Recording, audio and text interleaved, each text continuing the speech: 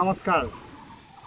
পুনৰ এটি নতুন আধ্যাত্মিক বাৰ্তা দিবলৈ চেষ্টা কৰিছোঁ আৰু আজিৰ আধ্যাত্মিক বাৰ্তাৰ বিষয়বস্তু এই আহঁত গছডাল। এই আহঁত গছডালক সংস্কৃত শব্দ হয় অস্বস্থ গছ বুলি কোৱা হয়।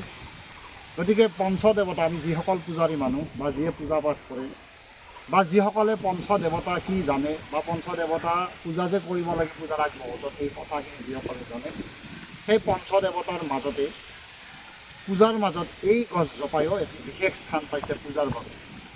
আৰু আমাৰ যেতিয়া দুস্বপ্ন, মানুহে যে কয় যে কালি ৰাতি খুব বেয়া সপোন দেখিলোঁ, তেতিয়া বিধ ব্যৱস্থা বা বিধান হিচাপে কয় যে অস্বস্থ গছত পানী ঢালি দিয়ে বা আহঁত গছত পানী ঢালি দিয়ে বা আহঁত গছত কবি, তই কি সপোন দেখিছা সেই সপোনৰ কথাখিনি আহঁত গছজোপাক কবি। তো এনেকৈ আমি কওঁ নহয়। তো এই শ্ৰেষ্ঠ গছজোপাই হৈছে অস্বস্থ গছ। এই অস্বস্থ গছজোপাক মন্ত্ৰৰ মাজতে এনেকৈ পূজা কৰা হয়। হৰি ওম গণনাংতা গণপতিগুং হবামহে প্ৰিয়ানাংতা প্ৰিয়া পতিগুং হবামহে নিধিনাংতা নিধি পতিগুং হবামহে বচমম অবিঘ্নেশ্বৰায় গাং গণেশায় নম। ও মা কৃষ্ণেন ৰজসা বৰ্তমান নিবেশয়ন মা মৃতন মৰ্তন শৈন হিৰণ্ময়েন সবিত রথেন দেবজাতি ভুবনতি বৈশ্যন শ্রী সূর্যায় নম। ওম তদ্বিষ্ণু পরম পদজ্ঞং সদাবশ্যন চূড়ায় দিদিব সৎসুরারতম নমো ভগবতে বাসুদেবায় নম।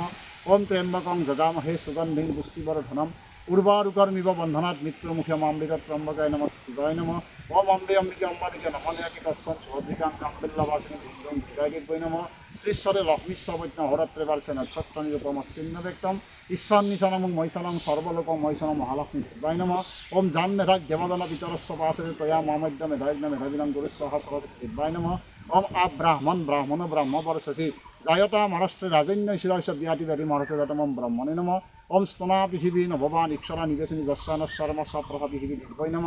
ওম যে কেশ পৃথিবী মনু যে অন্তরিক্ষে যে দিব্যই সর্বেব্যয় অনন্তয় নম। ওম ত্রাতরামিন্দ্র হবিতরমিন্দ্র হবে হবে শুভম সুরমিন্দ্রম হব্যামি শুক্রং পুরোহিতমিন্দ্রম ষষ্ঠীন্ন ভগবান হত্রিন্দ্র ইন্দ্র লোকবলায় নম। ওম বৈশ্যা নরন উটয়া প্রয়াতু পরাবত অগ্নির্ন সুস্তরীপ বৈশ্যা নরগ্নায় নম। ওম যদগ্রামে যদরণ্যে যৎ সভায়াং যদীন্দ্রিয় যদিনস্বীম তদ্বয়ং যজামহিস্যাহ গ্রামহি দেবতায় নম। ওম তৎসৎ ব্রহ্মণে নম। ওম তৎসৎ ব্রহ্মণে নম। ওম তৎসৎ ব্রহ্মণে নম। আদিত্যাদি নবগ্রহেভ্য নম। ইন্দ্রাদি দশাদিক বালেভ্য নম। ধ্রুবাদি অষ্টবসুভ্য নম। অজৈকবাদয় কধ রুদ্রেভ্য নম। হয়গ্রীব মহাবায় নম। শ্রীমত্যায় কামাখ্যায় নম। কেদারেশ্বরায় নম। ধারেশ্বরায় নম। মণিকর্ণেশ্বরায় নম। গোকর্ণেশ্বরায় নম। অষ্টষ্ঠাদি সর্ববিক্ষেভ্যই নম। গতিকে এই পঞ্চদেৱতাৰ মাজত অষ্টষ্ঠ গছক বা এই আহঁত গছজোপাকো পূজা কৰা এটা প্ৰথা আছে।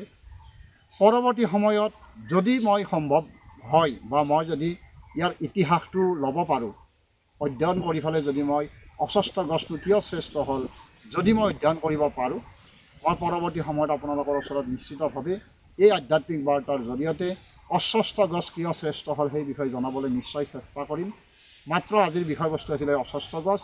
অস্বস্থ গছ এনেকুৱা এবিধ গছ য'ত আপুনি বেয়া সপোন দেখিলে, দুস্বপ্ন দেখিলে পিছদিনা ৰাতিপুৱাই গা পা ধুই আহি সুন্দৰভাৱে এই অস্বস্থ গছৰ তলত যদি পানী দিয়া হয়, ধূপ চাতি জ্বলোৱা হয়, আপোনাৰ বেয়া সপোনটো নিষ্ফল হয়, সেইটো কোনোদিন নকলিয়ায়। গতিকে এইখিনি বাৰ্তা দিবলৈ আজি এই বাৰ্তাটো নিৰ্মাণ কৰিলোঁ। পৰৱৰ্তী সময়ত এনেকুৱা আৰু বাৰ্তা দিবলৈ চেষ্টা কৰিম। আজিলৈ এৰিছোঁ। নমস্কাৰ।